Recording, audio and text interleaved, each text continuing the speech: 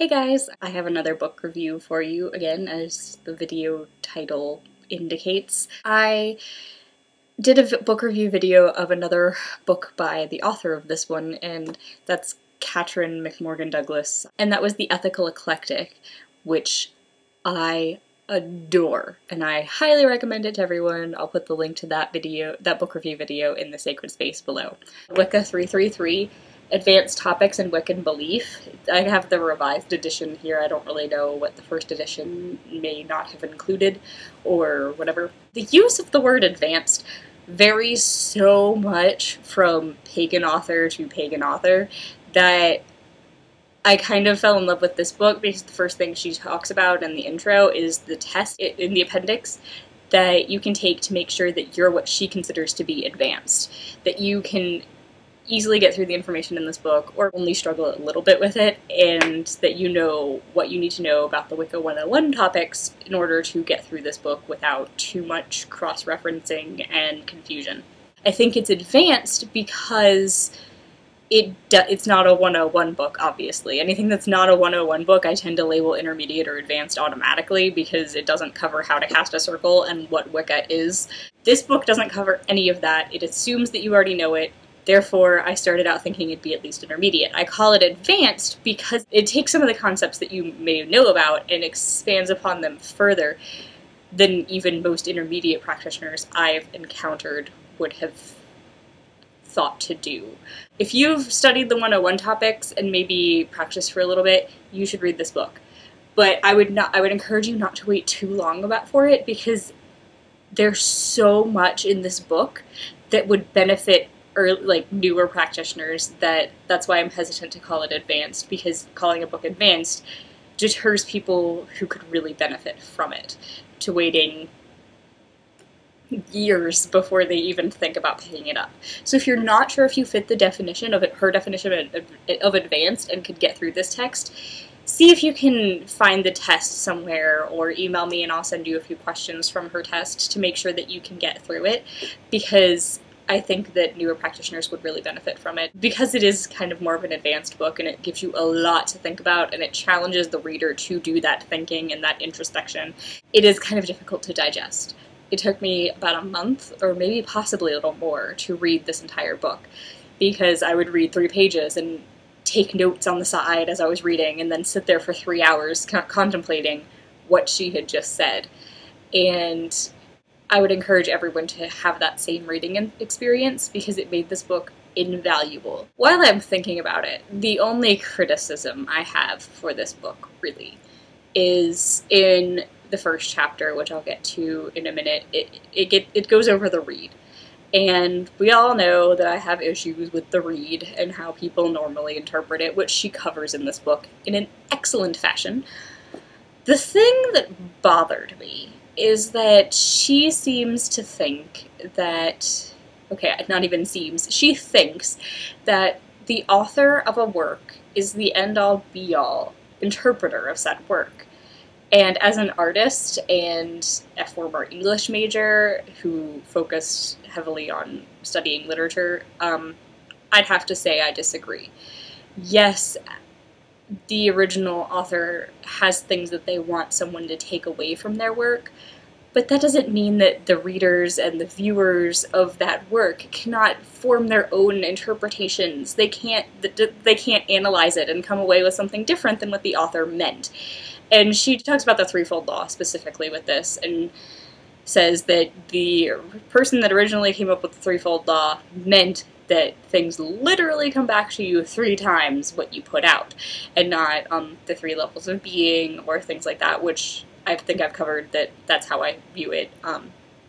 But yeah, that kind of irked me. Not because she was saying that she didn't agree with me, though that was one of the few times that has happened with this author.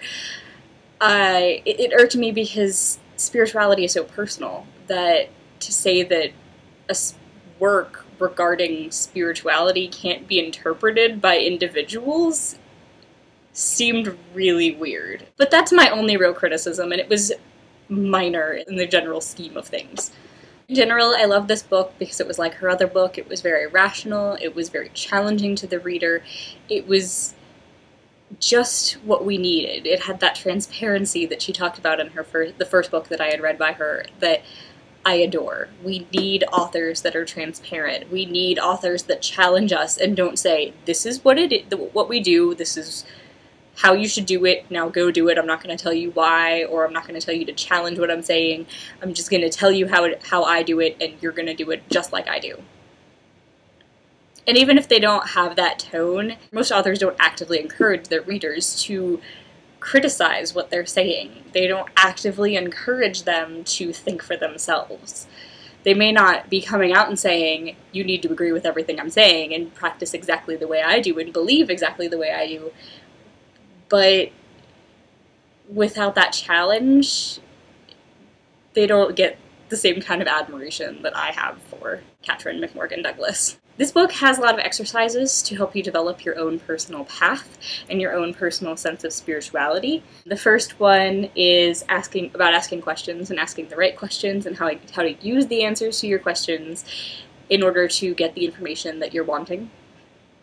The second exercise is gleaning good source material, and I loved this exercise so much that it inspired my Through the Leaves post on Roots of Ritual, which I called Finding and Critiquing Pagan Source Material, and the link to that blog post on Roots of Ritual is in the sacred space below. Third exercise is mental experiments and validity testing. Awesome. And the last one is forming an ethical code. The chapters that were separated by topic, she had several advanced topics that were based upon things that pagans often encounter and have to deal with, or things that she felt weren't covered enough, or things that were from Wicca 101 books and classes and just expanded upon them. The first topic, in fact, does expand upon one of those, and it's the Wiccan Read an Adult View, which I loved, except for that little stipulation I made about the threefold law earlier. Topic 2 was All Paths Lead to the Same Place and All Gods Are One God, Right? This was my favorite topic.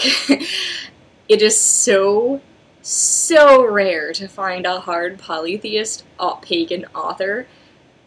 It's hard to find hard polytheists in the pagan community in general, but they don't often write. And to find another hard polytheist that was an author made me so happy. I always get excited when I find other hard polytheists because we are a minority in the pagan community. Everyone's pretty much a soft polytheist or a monotheist these days, so yay for that.